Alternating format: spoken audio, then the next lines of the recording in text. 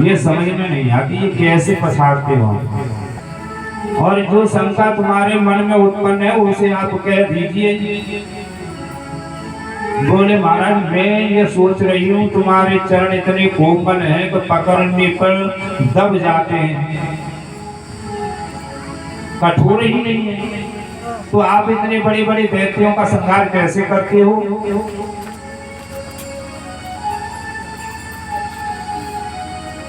अरे लक्ष्मी जी इस बात को आप चाहती हो तो आप करके देख लो। हमारे दरवाजे पर जय विजय नाम के 2 पार्षद हैं, इनमें ये तो अच्छे पहलवान हैं। बोले हाँ, कि इनको बुला लो, इनसे मेरा युद्ध करा दो, यदि ये मुझको परास्त कर भी दें। लक्ष्मी जी ने खबर भेजी, जय विजय आ गए। जय विजय हाथ जोड़ करके खड़े हो गए। कहिए प्रभु हमारी लिए क्या आज्ञा है। प्रभु ने आज्ञा भी ऐसी दी कि सेवक सब जागे। प्रभु कहने लगे कि तुम मेरे से मल्ल युद्ध करो। अब बताओ, जिसके यहाँ हम काम करें, नौकरी करें, सर्विस करें और वो हमको बुला करके ये कहे कि मेरे से युद्ध करो, तो करोगे? नहीं करोगे। बोले प्रभु आप कैसी बातें कह रहे हैं, हम नहीं कर सकते आपसे युद्ध। अब तो लक्ष्मी जी बहुत सब जा गई। इधर में नारायण ने कहा कि लक्ष्मी जी ये भी तुम्हारा मैं संशय इसको भी दूर करूंगा। इधर में सनक सनंदन सनातन सनत कुमार चारों को प्रेरणा दी नारायण।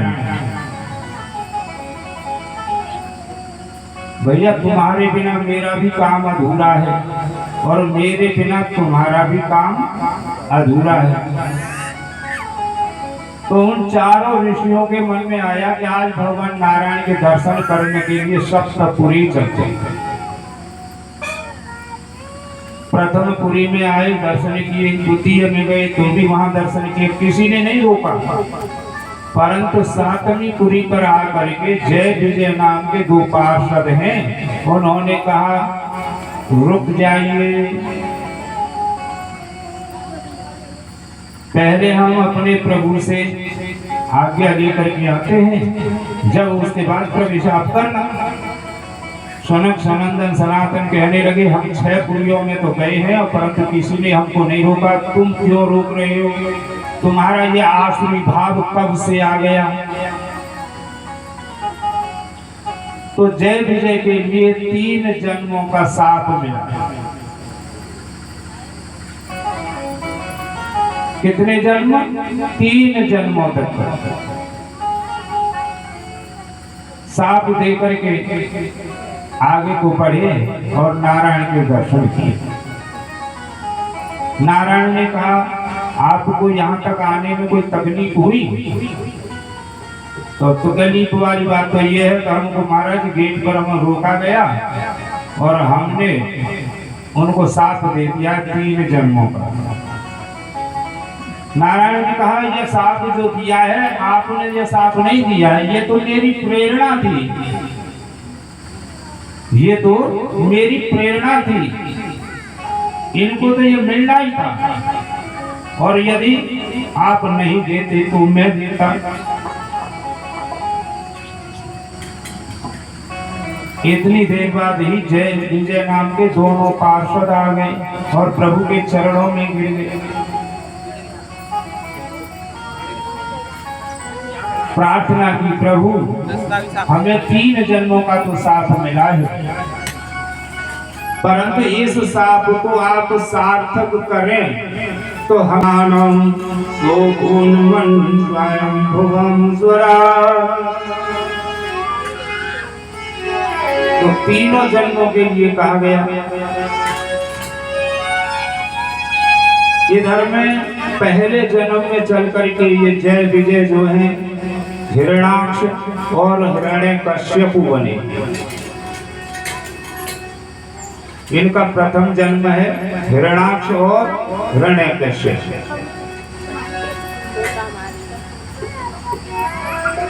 संध्या का समय था। कश्यप जी महाराज अपनी तपस्या से आए और देती महारानी कहने लगी, प्रभु हमारी कुछ इच्छा है।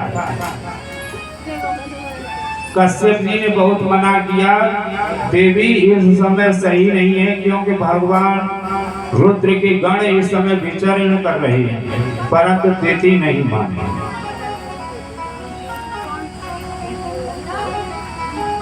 न मानने पर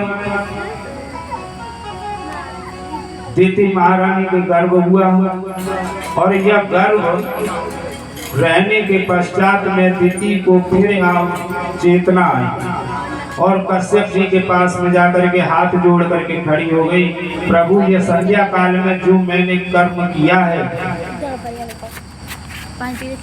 कहीं ऐसा तो नहीं कि मेरा गर्भ नष्ट हो जाए। कश्यप जी ने कहा कि तुम्हारा गर्भ नष्ट तो नहीं होगा। फिर दूसरी मेरी विनती ये है कि ये ब्राह्मण देवता जो है कभी मेरे पुत्रों को साप न दे दें। कश्यप जी ने कहा कि इतना ब्राह्मण के साथ से इतना तुम क्यों डरती हो? बोले महाराज का ब्राह्मण का साप बहुत बुरा है, जन्म जन्मांतर को वो छूटता भी नहीं, और देवताओं का तो देवता तो जन्म लेने के बाद में और संहार करने के बाद में छूट ही जाता है।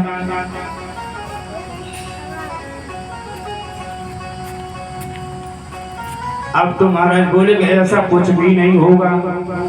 अब तो दिति महारानी ब्राह्मण के साप के कारण उन्होंने 100 वर्ष तक गर्भ को धारण किया,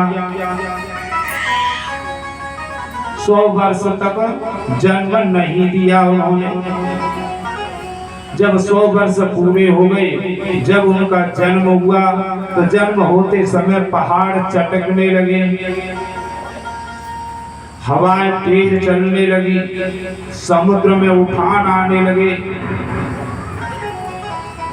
बहुत भयंकर भयंकर आवाजें होने लगी।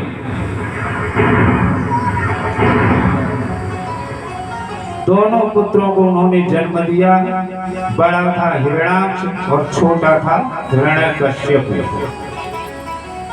दोनों के जन्म होने के बाद में दिति महारानी ने उल्टी पढ़ाई पढ़ाई अपने पुत्रों के लिए, क्योंकि बेटा क्योंकि कश्यप जी के भी 13 रानियां हैं।